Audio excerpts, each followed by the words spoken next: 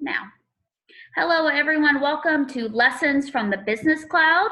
We are learning today about entrepreneurship with one of our faculty, Dr. David Lingelbach.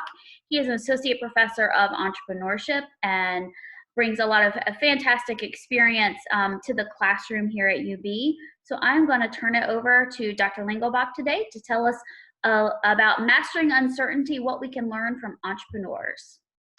Thank you, Kathia, and thank you everyone for watching this afternoon, especially in these times where we both have a lot of time on our hands and maybe not enough time on our hands.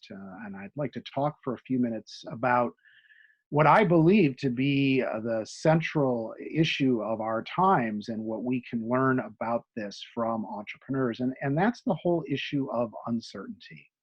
Let me just start by sort of posing the question of what is uncertainty. There's a lot of different definitions that are flying around out there.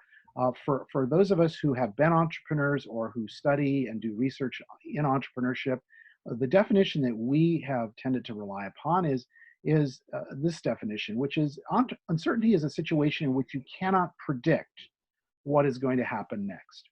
Much of business is about the predictable, and we have statistical and probabilistic models that enable us to have a pretty good fix on most of the outcomes from business activity most of the time. But when you move into an environment where you can't predict, those models break down. And so entrepreneurs are really important actors in understanding how to respond to that uncertainty. Anybody probably doesn't need to be reminded of this, but we live in extremely uncertain times. I would judge that the levels of uncertainty across both the United States and around the world are at the highest levels that they've been since the start of World War II, since 1939 or 1940. We know what some of the near-term drivers of this are, the COVID pandemic that we're living through and the possibility that there will be others in the future, the recession that we're entering into, and even the possibilities of depression in the economy, which could result and likely will result in very, very high levels of both unemployment and declines in the gross domestic product of the economy. And also accelerating threats to our democracy. During these dark times, there are bad actors who are taking advantage of our democratic system to their benefit. Of course, longer term, there's a lot of other drivers of uncertainty, ones that we're all aware of, things like climate change, artificial intelligence, and really the changing nature of the international order. Entrepreneurs have been very used to dealing with this, and the best entrepreneurs, the ones that I would call the masters of uncertainty, are the ones that I like to study and think about as guides for us in thinking through this kind of a crisis. These masters of uncertainty, I would define as people who are expert entrepreneurs. These are people who've created one or more successful new ventures. And these new ventures, by the way, don't have to be just businesses. They could be in the not-for-profit sector. They could be in the governmental organizations. They could be in the military. There's many different ways to think about new venture creation. So why are these expert entrepreneurs masters of uncertainty? It's really basic. Starting anything new is inherently uncertain work. And some new products may or may not work. Some of the products that you try to sell into a new market may or may not be bought. Customers may not show up.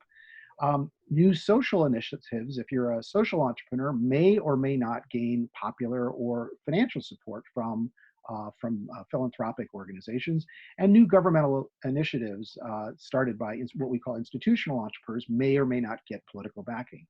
All of this makes the work of new venture creation inherently uncertain.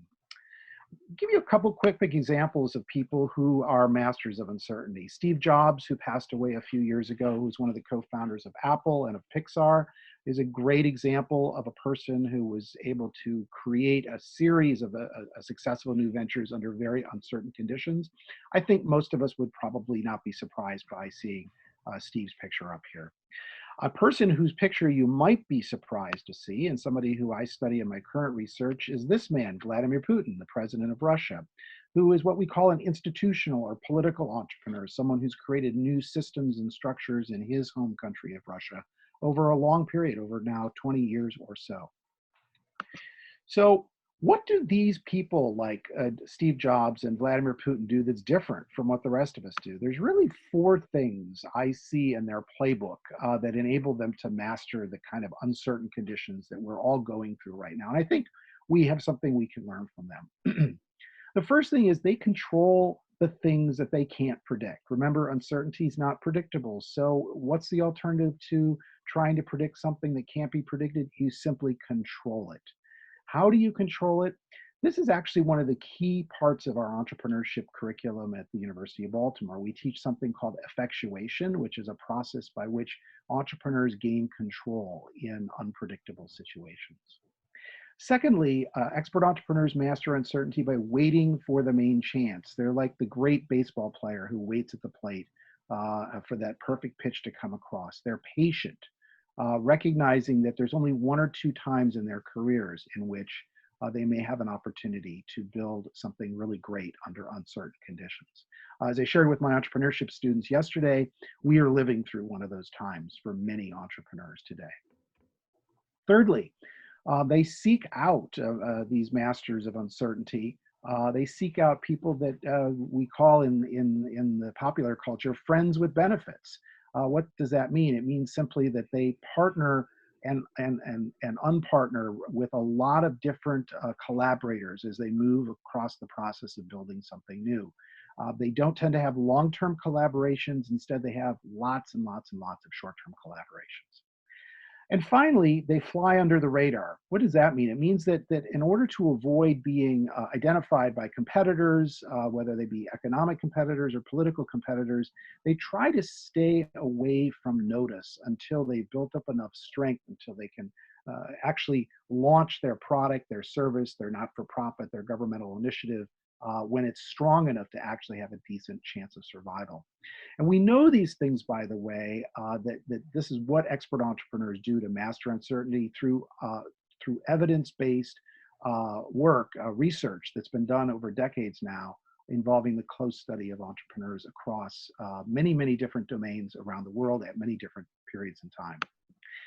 So this is in essence what we teach at UB when we teach entrepreneurship. And I would be very happy to have you reach out to me in the future to talk further, if you'd like to, about how this curriculum can enable you to be an effective entrepreneur and in fact, to be a better business leader. And I'm glad you all could be here with us today.